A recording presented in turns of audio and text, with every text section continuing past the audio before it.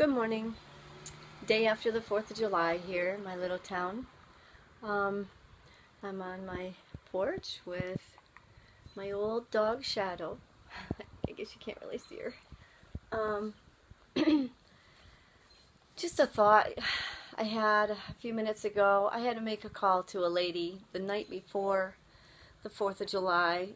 It was kind of a rough night. I won't go into all of it, but because some of it was real rough. But one of the things was tough was we were on our way back late from picking up the groceries I needed to make a dessert for the 4th of July, and in the middle of the road was a dog that had been hit.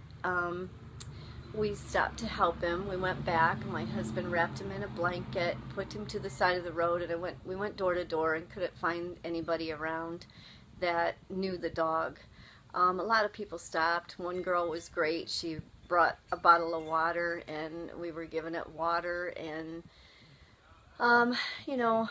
everybody cared about it, but they wouldn't send out animal control or anything. So I just looked at my husband and I'm like, we've got to take it to the animal hospital. It's an emergency. There's the only place open, and it's 11 o'clock at night.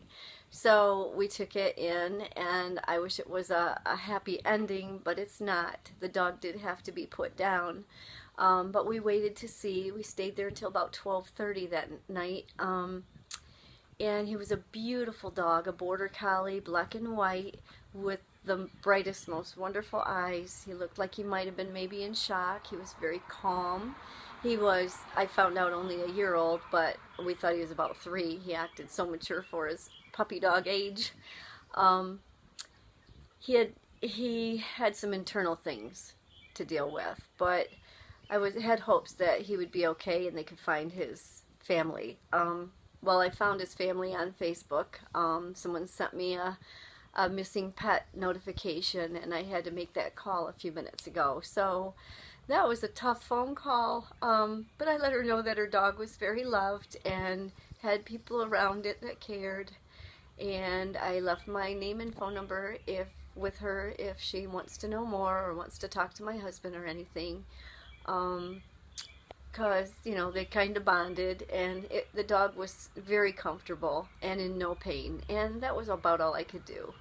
And then the next morning was another tough morning. That was 4th of July. Normally all chaos and lots of fun, and it was very different this year. I didn't have my dad. He's gone now, and usually we take him, and for many years he was the lead off of the parade, marching, carrying the flag.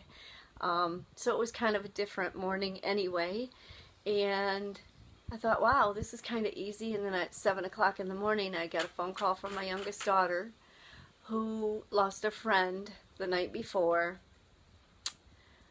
It's a shame, terrible shame. But anyway, I'm not going to go into that story because that one's too hard.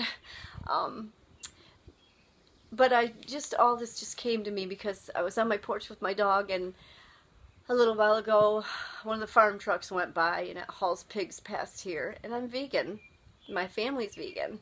We have been for years, and when I used to work up in the flowers on the highway, I would notice all the animal trucks, and it just really bothered me. But I didn't, life goes on, and there wasn't anything I could do except continue to tell people what a difference veganism can make in the world and for the animals.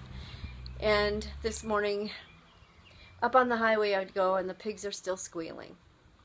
And then this morning, the truck actually stopped along the road, and they were squealing. I don't know if the driver had to talk to somebody or what, but then off they went again, and I heard it, and I went on because I was, still getting over the phone call I made this morning and whatnot about the dog. And then the next truck came, and there were 2 trucks this morning. Must be because of the holiday or something, but they were squealing all the way by, and I just wrote down in my tablet of paper, and the pigs are still squealing. And I've labeled this blog, the pigs are still squealing, about 6 times now. I don't know what it's going to be. I don't know how I'm going to blog it or when, but I know that that will be the name of the blog when it comes out, and somehow it's time for me to make a difference. You know, it's funny when you put things in perspective. I said to this girl that helped last night with that dog, she was like, your heart's so kind and it's so good that you did all those things for that dog. And I said, well, you brought the water and you were great. And then here I'm doing nothing for the pigs that are still squealing. And I said, it's kind of weird when you put it in perspective, you know. You want to save and help a dear defenseless dog, but then we're hauling animals still to market every day that go by. And it's so senseless. It's not necessary. And I've heard so many excuses, and I've even had very knowledgeable, wonderful people who mean well say to me, well, you know how those vegetables are considered something that's okay for you to have. Well, some of us are okay with having that meat. We feel it's been given to us for that purpose. Those animals came here for that purpose. No, I'm not accepting that anymore. They did not. They're innocent animals that have been put in the hands of humans, and when humans meddle, they mess up everything. There's no positive you can possibly ever get out of that, and there's nothing helpful about eating an animal anyway. It is not healthy. It will never be healthy, and I am tired of people telling me that crap. Because it is not true. If you do the research, you'll realize you do not need that. And this is where I'm at today. I don't know what I'm going to write about it, but I know that I am. Thanks.